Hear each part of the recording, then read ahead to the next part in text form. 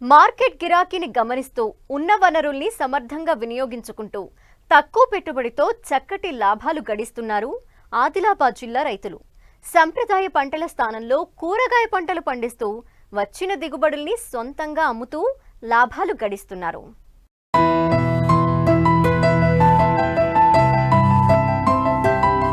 ఏటికా ఏడు పంటల సాగులో పెట్టుబడులు పెరిగిపోతున్నాయి, దిగుబడులు తగ్గుతున్నాయి.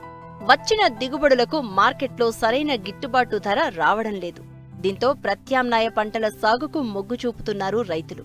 ఈ కోవలోని ఆదిలాబాద్ జిల్లా తలమడుగు మండలం కుచిలాపూర్, సాయిలింగి, సుంకిడి గ్రామాల రైతులు మార్కెట్లో ఎప్పుడూ డిమాండ్ ఉండే కూరగాయల సాగు చేపడుతున్నారు. తమకున్న వ్యవసాయ భూమిలో కొంత విస్తీర్ణంలో కూరగాయలు పండిస్తూ వచ్చిన దిగుబడిని మార్కెట్లో సొంతంగా అమ్ముతూ అధిక లాభాలను గడిస్తున్నారు. 10 సంవత్సరాల నుంచి కూరగాయల సాగు చేస్తున్నాము. అదేవిధంగా అందరూ పత్తి, జొన్న, మొక్కజొన్న అటువైపు వెళ్లకుండా మేము కూరగాయల సాగు చేసి మేము సొంతగా రైతు బజార్లో కూర్చుండి అమ్ముతాం. కాబట్టి మాకు కొద్దిగా గిట్టుబాటు ధర ఉండి మాకు కొద్దిగా లాభం వస్తున్నది. మాకు 2.5 ఎకరాల భూమి ఉన్నది.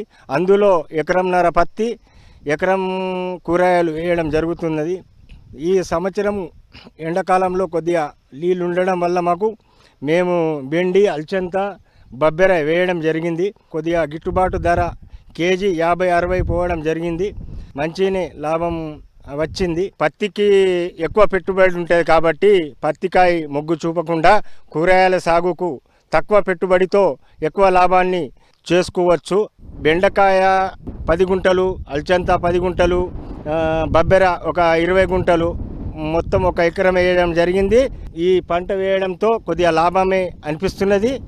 అందరూ రైతులు తమ తమ పంటల్లో కూరగాయలు వేసుకోవాలి.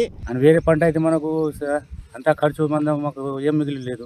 మిగిలిన కొరకు మేము ఈ పంట మంచిదే, ఈ పంట వేసుకుని మా ఇంట్లో మేము చేసుకుంటాం అని దాని గురించి మాకు కూడా లాభమే. అంతా మా ఇంట్లో ఖర్చు మేము అంతా సొంతము, పంపు కొట్టుడు, పెట్టుకము, కలుపు గిలుపు అంతా మేము ఇంట్లో చేసుకుంటాము. అంతవరకు అయినా కానీ మాకు చాలా మంచిగా సంతోషమే.